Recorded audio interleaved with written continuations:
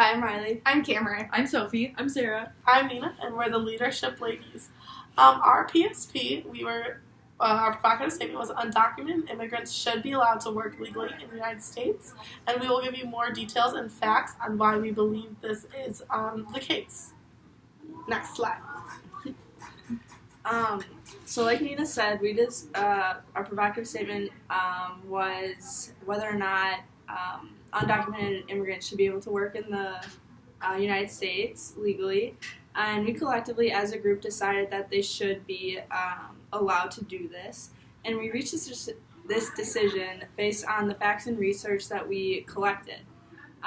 One of the facts being the lump of labor fallacy, which is basically the notion that there's only so much work to be done and that no one can get a job without taking one from someone else.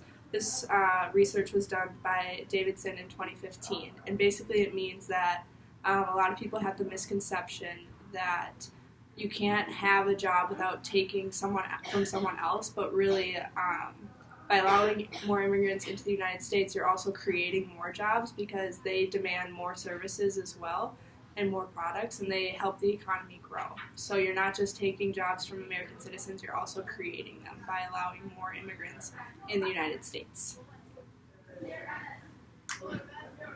Another fact is that 96% of all undocumented men are in the labor force, and we just kind of thought that this represented that, like, they are, like, active, working, and, like, benefiting the economy with their labor.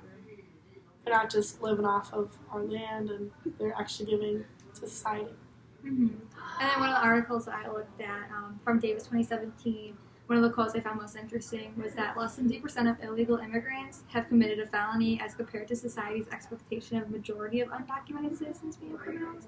This kind of showed to me, like, there's that really big stereotype of where, like, oh, like, if they're illegal immigrants, then they're more likely to commit crime and stuff like that. But that's actually not the case, and it's basically the same as, like, what a regular, like, legal immigrant, like, that percentage. So I thought that was really interesting to see, like, that stereotype not being true. The next slide. One group that we think would lose in this situation is U.S. citizens and or legal documented workers. One fact is that a larger population could lead to less resources available for everyone else to use. And according to Hawkins, there's no job in this country that couldn't be filled if every illegal disappeared tomorrow.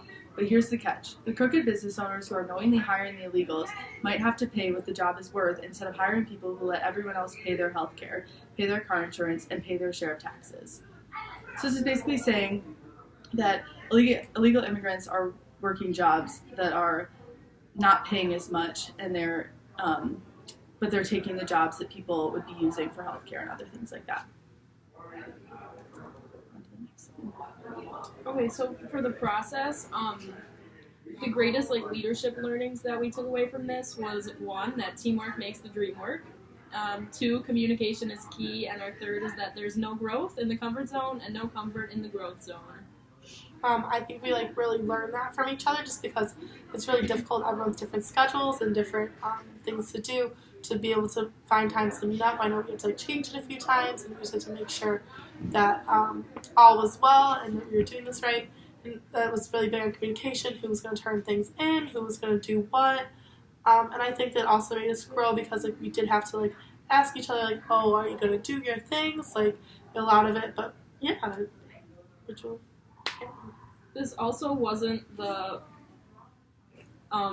statement that we originally wanted, so we were kind of uncomfortable with it to begin with, but we ended up finding good facts, and I think we're definitely all comfortable with our answers, and we know a lot more about it than we did in the beginning. Mm-hmm, yeah, for sure.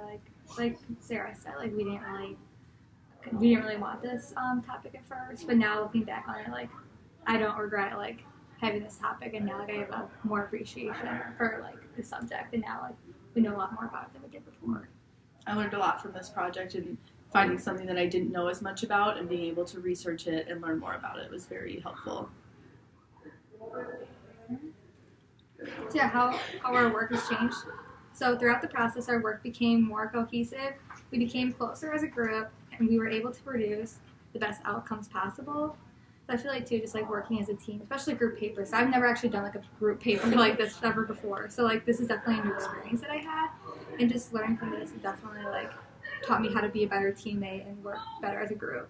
And then we formed a community within a community. So basically, like we kind of gained a friendship out of this too, not just like working as a group and being over with. Like, I feel like we definitely gained more respect towards each other. All enjoyed our time, and it's really important in the leadership minor to have community, and so it's nice to have another little one within our big leadership community. That's it. Woo! Yep. Go document citizen.